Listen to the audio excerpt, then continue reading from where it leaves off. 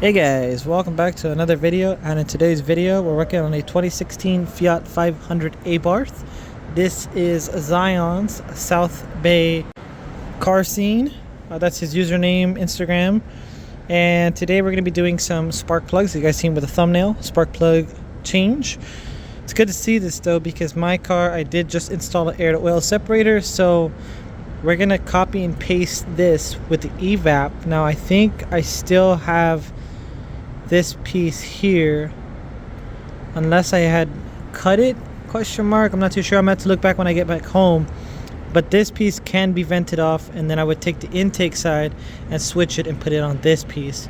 However, though, I am going to have to get a bigger adapter to fit onto this piece, so we're going to save that for another video. This car is boiling hot. This guy, he loves to drive his car before repairs, but it's fine. We are going to have to remove this little custom bracket right here. He does have a Turbo Smart wastegate actuator, which allows more movement between this one. It's better than the stock one. It's pretty much the sauce.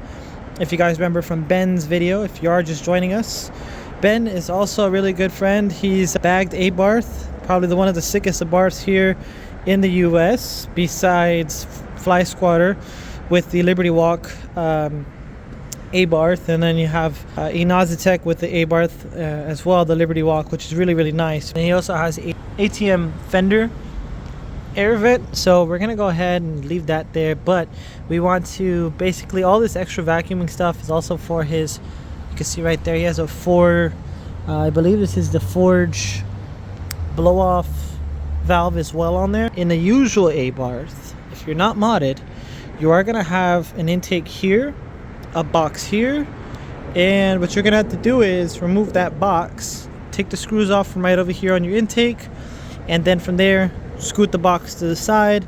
So you got these prongs, that's what I'm talking about, 1, 2, and I believe there's a third prong, or those two right back there. That's where your factory box is gonna lay at.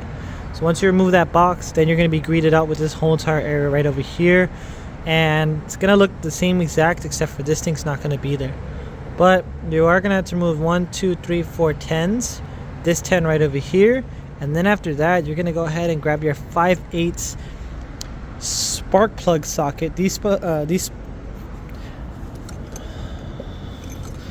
sockets are made specifically for spark plugs because it has a little pad inside to where it can kind of grip it. I think mine is getting old, so I don't think there is one inside anymore, but these are ideal for it. They are sleeved so they can fit comfortably inside the hole as well. And then I also have a needle nose pliers, a long one right here. If you have been with us for a while, you know I've used this one for the compression test because the little thing got stuck inside the spark plug thing. That one works just fine, or you can use a magnet. This thing's pretty cool because it does extendo, so you can go ahead and put it inside the spark plug hole to retrieve the spark plugs out. So we are waiting for this to cool down, kind of why I'm procrastinating just a little bit. I hate working on hot cars. And kind of the procedure of everything, like I said, you want to first off grab a hold of these guys and yank this tube right off. Once you yank that tube right off, we can start moving these 10s. So a little distracting though, before we remove those 10s. Got this BMW with a little exhaust on there. There's a lot of cool cars that came back and forth, that drive back and forth over here. There was a Mustang with some modded headlights. It's a really nice view out. Got a Jeep showing up with some safari lights on there. But a little distracted, car spotting all the time. Well, let's get back to this car. That was not tight at all. That was not tight at all either. Okay, that's strange. Legit. Hold on.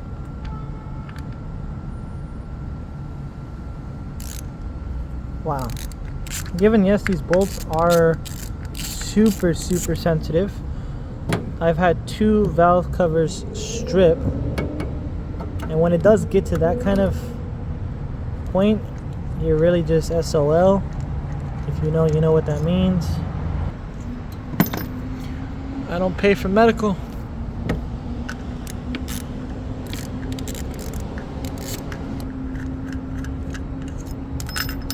Oh jeez, I'm not gonna touch that. Let's use our magnet tool. Let's go.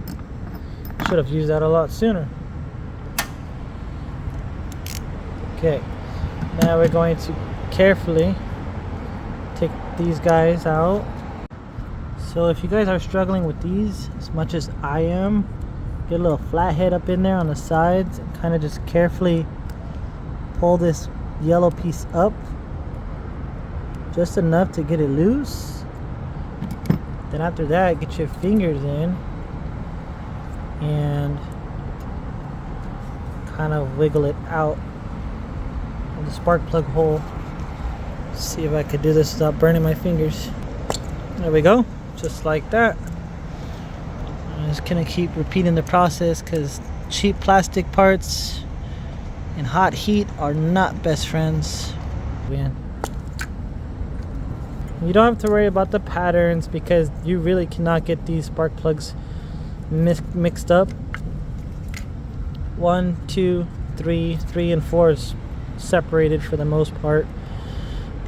Let's get this plate knocked off.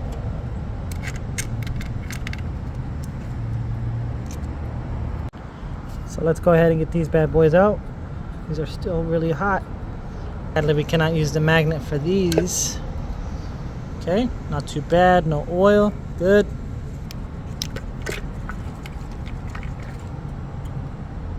No oil. Really dry. That's what we need to see on all of these. No oil.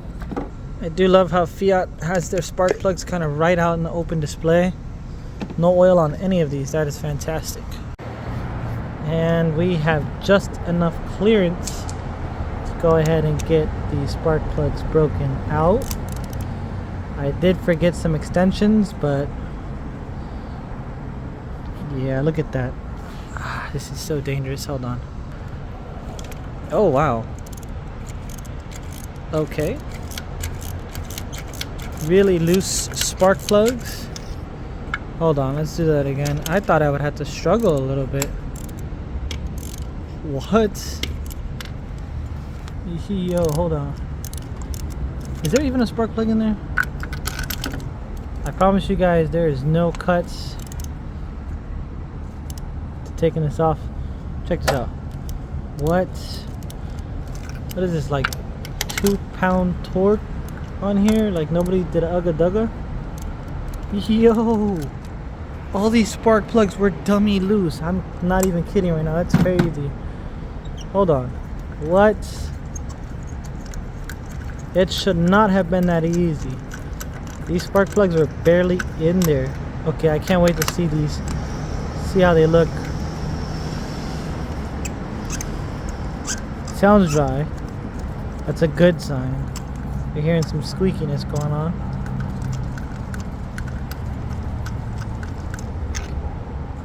Got a little bit of oil. That's not good. Could be normal. Sometimes these guys right over here, they leak a little oil sometimes. And there is some oil surrounding the areas. Like I said, these cars and oil, it just absolutely sucks. But they are sounding pretty dry with the squeaky. Oh, even longer. I'll have to bend over and hurt my back. Alright, plug number 4. Oof.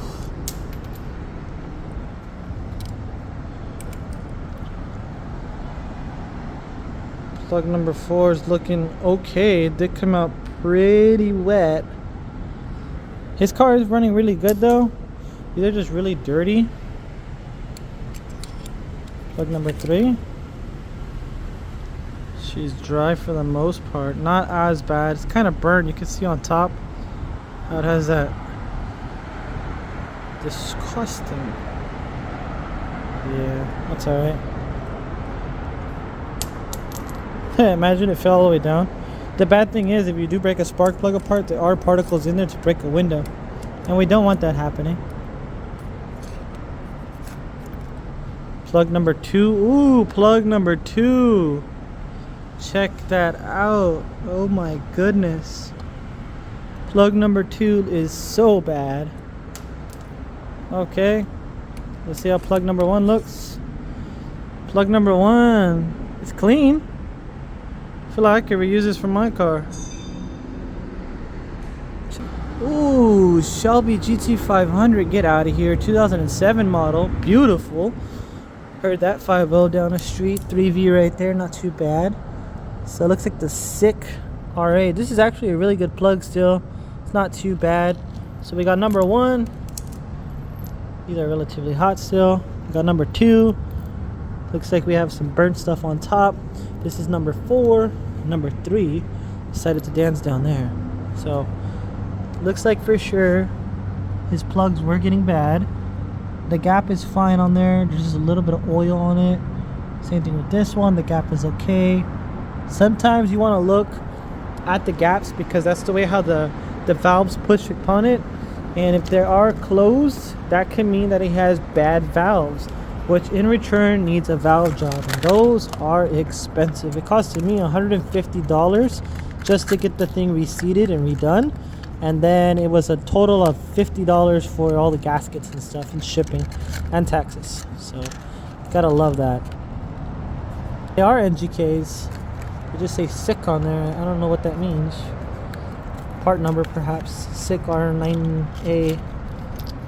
I know I am landing these on the little thing, but it's nowhere hitting the ground. So we got our brand new plugs. We're gonna just drop them in the holes. I did not bring any tissues today, so I'm not going to be able to clean his spark plug holes, but yeah, check out those gaps right there. It's pretty cool. NGKs do run pretty cool cold, so it's ideal to get these than Bosch or Duralast or anything. Spend a little extra money.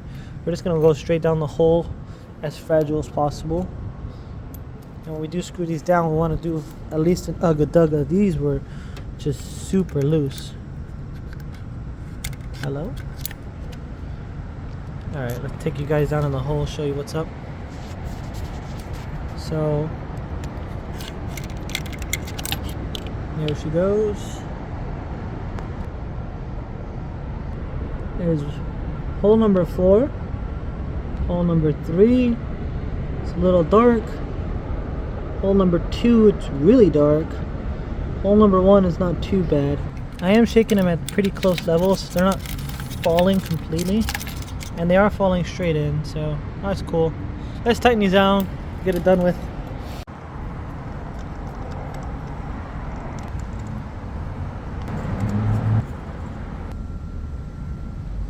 Alright, now we do the proper job, making sure these things are actually tight on here.